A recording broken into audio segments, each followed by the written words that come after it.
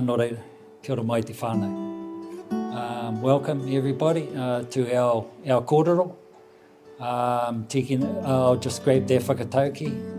Ko he poto, he paku, he taonga tonu. Nō reira, welcome.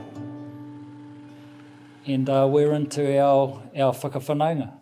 So I'll start it. I was born in Wairoa, on my mother's side.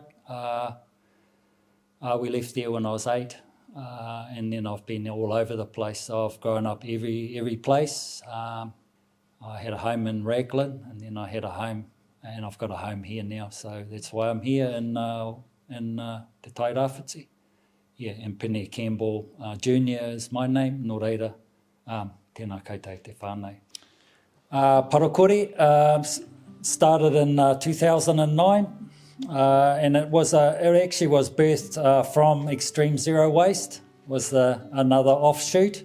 Parakore now is pretty much, it goes to a lot of different organisations. It's changed into Oranga Taiao, Oranga Marae, Oranga Whānau. So if you look after those things, you look after your environment, you look after your marae, you look after your whānau.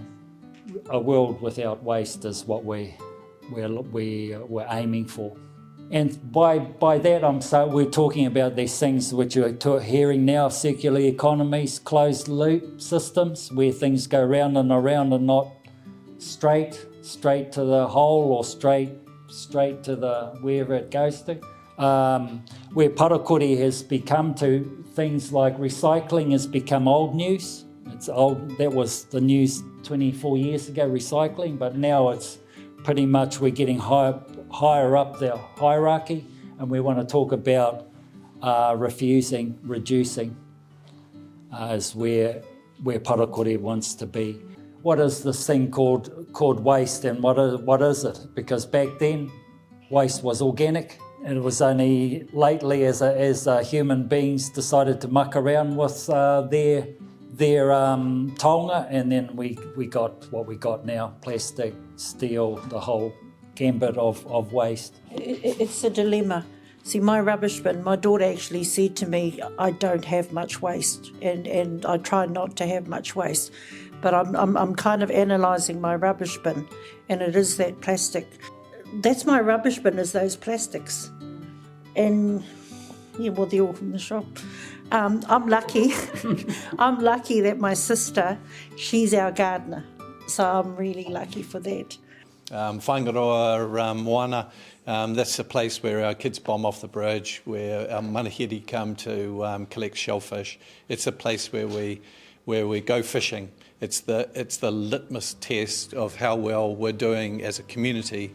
And in the 25 years or 30 years that I've been living there, the community have planted 2 million trees, 600 kilometres of fencing off rivers and harbour margin, sorted out some of the solid waste issues. They didn't ask for permission, but they saw their responsibility, and we were the ones really who had caused some of those issues. We're nothing special. We're just a village of people, and none of us had waste expertise. But we were formed by our community, for our community, because we had a landfill that closed. We had a transfer station that was being set up, and we just didn't feel right to continue with our consumption, our consumerism, and then transport all of our waste and bury it in someone else's backyard. So it was the brother and myself, my partner Lizzie, and about 5 families that said, yeah, we've got ourselves a reasonable marakai, and there's food in the ground. We have time available. We'll put our hands up and we'll do something. And so that was the start of Xtreme Zero Waste. And we were once we put our hands up, the community said, it's not only do you have to deal with the waste issues, but we've got unemployment issues, we've got no training for our youth, so you're going to have to twin all of these things together, use the negative of waste as the driver for positive change in our community. So timelines, you know, as I said, our landfill closed in 1998, a transfer station was formed. Council was nervous about providing a contract to a community group with no background in waste issues, and that's a, you know, good on them for stepping up and giving us a contract. And we kind of limped along until we built that relationship, till we built that confidence. And now we're in our 24th year contract with Waikato District Council. We started food waste collections 6 years before the legislation came in. We were a useful model to the other communities, but we worked with our community, and it wasn't about food waste, it was about food resilience. We were sending everything to landfill. So the community said, let's go for zero waste to landfill. That was the driver, zero waste to landfill, which meant that we had to find another home for it, whether it be a market or whether we looked and said, actually, we don't need to bring this. There are alternatives. We don't need to actually create this waste in the first place. So initially, we were about recycling, and now we are more about reduction and reuse and repair. And 70% of our income stays in whāingaroa. So we're at the moment, we get about $1 million from council. Seems a lot, but we provide a whole bunch of services, which I'll run through briefly. But we put about $2 million a year back into our community in wages, contracts, and spending in local shops. So every dollar the ratepayer gives us, we double it in the same finance. We provide all of the services, but we double their money in local spending. We don't need to be creating waste in the first place, and therefore we don't need expensive infrastructure to actually manage the waste. And this is a common thought, is, you know, to measure the waste streams and then to build infrastructure to cope with it. But in fact, a lot of it is to do with behaviour change. And so building, growing food locally is a wonderful part of the journey to zero waste. But it's the collective voice that is having. I would like to think that we are being able to change some of those conversations. So Parakori, with their 500 members, sits at the table. Xtreme Zero Waste Network, Community Energy Network, Environment Hubs Aotearoa. So we've got a much louder voice. But yeah, it's a difficult one, and we need this thing. There's a beautiful toolkit in the Waste Minimisation Act, and it's called product stewardship. And it's about, if you want to import or manufacture, you must be responsible for the whole life of your product and your packaging.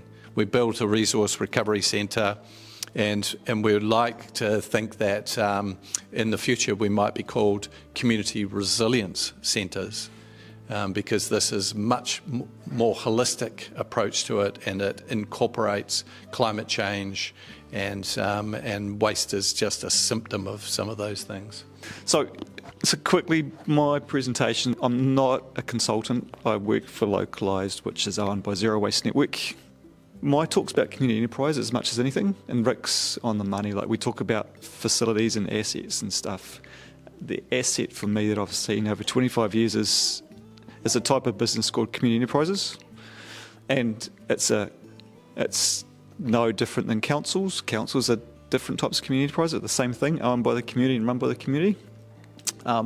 So key things, they all need a group of founders. So it usually needs a crazy group of people who want to solve a problem, and off they go and try and work out how to do it. So Xtreme is a great example of that. They have to be kaupapa driven, like there has to be a reason for doing it. And we generally use the not-for-profit structure, we don't need to. And the key thing I work on is our staff need to get paid. It's local solutions, we have a governance board. Key outcome, probably, we'll have a slide later on, but probably 70% of our costs are wages, and most of it is local wages, which is straight back into the local economy. And it's not a cookie cutter model. Like, every group is different because they got different problems. So, and again, we'll talk about some different things. Rick's already used about 4 different names for the recycling centre at Xtreme, and you'll hear them talk about this community recycling centres or community resource recovery centres, or we're starting to talk about zero waste hubs a bit now, which covers a whole lot of things as well. And the other one I use a lot today is joint venture. When I talk about joint ventures today, we're generally talking about a limited liability company which has got charitable status, and it's a 50% partnership between two community groups. We had our first zero waste hui in Kaitaia, and that's when I first met the Whangaroa boys. Turned up to an amazing presentation. It was pretty cool. While I was up there, we did a joint venture with Te Tairāwhiti. So we ended up running under Clean Street Northland all the refuse and recycling facilities in the far north. So by the time we left, we had about 10 trucks when I left working up there. It was a good patch. It went for a long time, but again, it was a contract and we lost under the tendering process, which I'll talk about later on. So from CBEC, we ended up joint venturing and partnering with a lot of groups around New Zealand, because a new group can't get through the tendering process. They don't have the background, they don't have the history. It's really hard. They don't have the finances or sometimes the skills. So we found that we could use our experience from Kaitaia. And this is just the North Island. These are our full members. We want a whole network of zero waste hubs or community-run recycling centres around New Zealand. That's what we'd really like. So this is what our network looks like when we try and talk to people. So our network can be anything from tool libraries to repair sheds to repair cafes. It can be composting projects. It can be full scale like Xtreme. It can be just doing education and behaviour change. But overall, we've got 77 full network members, got over 1,200 people fully employed, and revenue of over $88 million. So as a network, we're quite big, but we all think about ourselves individually. So we've got more staff than Waste Management New Zealand have got. When we think about our hubs now, we don't need the traditional refuse site. What we need now is warehouses and covered space. We want to look after materials and set up pretty good retail spaces for people to come through and use our services. So we do need council funding and support still, but we as communities, I really feel for councils because everyone thinks they need to solve the problem. They get no money out of that pump bottle or Coca-Cola bottle. Everyone says it's your problem. It's not council's problem. It's our problem. But we need to work together. They need to put some money in Pūtera in, and we need to go and leverage that as much as we can.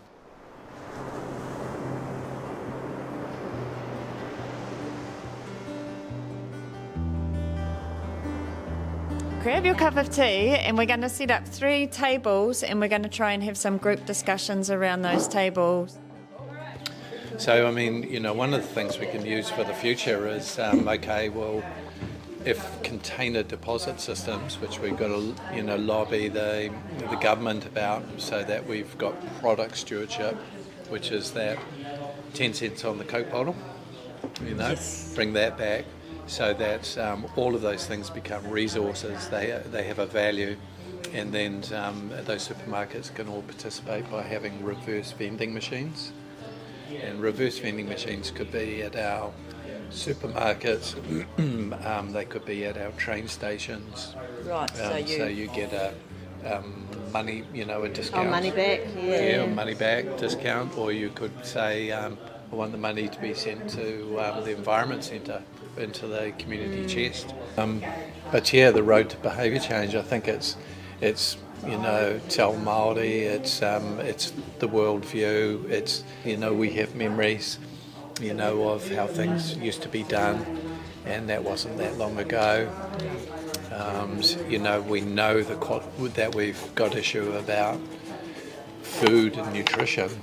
If we can localise our food supplies and have real resilience, when the coast is cut off. That's right. Some people didn't mind because they had their house cow, focusing on the environment, so the kids have got places to play, and food production is part of that. What they did, middle of Saturday, they're emptying bins in front of the whole town because they're just on board with it. They love it, breathe it. Yeah, because they connect, and so it is about that whole workforce and offering opportunity. Because to make a community engaged, if you're talking about jobs, you'd be surprised how many people want to work in the Taiao. Because there still is a feeling that community is voluntary and unprofessional. There's still that kind of stigma. Because it was only 2 generations ago that probably we were zero waste already. True. Yeah. So that's Yeah. scary how fast it changes. And Yeah. Increasing the opportunity for people to buy local sun-ripened seasonal food, and just keep, telling the stories over and over again how important that is. Quite a few of the businesses in Whangaroa are finding that it is a market edge. It's become a thing, Obviously, we still have a big tourism market, so they're not coming in with that stuff. But while they're in Raglan, we try to educate them, tell them where they can buy a keep cup, fill up their water bottles, things like that. What stood out for me, Matua, was when you talked about how you guys are sitting at around 70 to 80% of being able to upcycle and reuse and reintroduce recycled things. What is the other 20%? Yeah. There are things that are really hard to find another use for. I'm curious as to what people are, what solutions are being thought of for that kind of thing. But some of it is around product stewardship. It's about, if you're a manufacturer or an importer, taking responsibility for the life cycle, and some of those plastics we just have to say inappropriate, redesign, make them out of a different plastic. Okay, so that they can be reused in some way. Yeah, that's just me. Councils are community groups. They're no different than us. They're just a whole lot bigger. Our schools are community groups. Our hospitals are community groups. They're really important structures in our societies, and they're our structures. So yes, I think if we can solve those relationship issues, and get to what they need and what we need, then we can get a lot further faster. So like I said, it's always started with a group of people who have been concerned and want to do better. It's really important. I think in Gisborne, you've got some real opportunities coming up in terms of the landfills are closing. It's very expensive over here. And it's no one's fault, that's what it is. But the question is, how do we help reduce that cost or provide alternative services, and how do we shape what they look like? Look, a stock take's important, but my question is, what do you want to do? Like, why do you want to start something? What do you want to do? And that comes out of that. You'll go and say, right, we need to go and have a look at what's going on. But you still need to find your space where you stand and do something. And what is it you want to do? And who are you going to work with? Yeah, and you've got to work out what you can and can't control. It's really important. You can spend a lot of time trying to change stuff you can't change. And eventually your head gets really sore, and you run out of juice. So you've got to make sure you get some wins and you're really positive and constructive.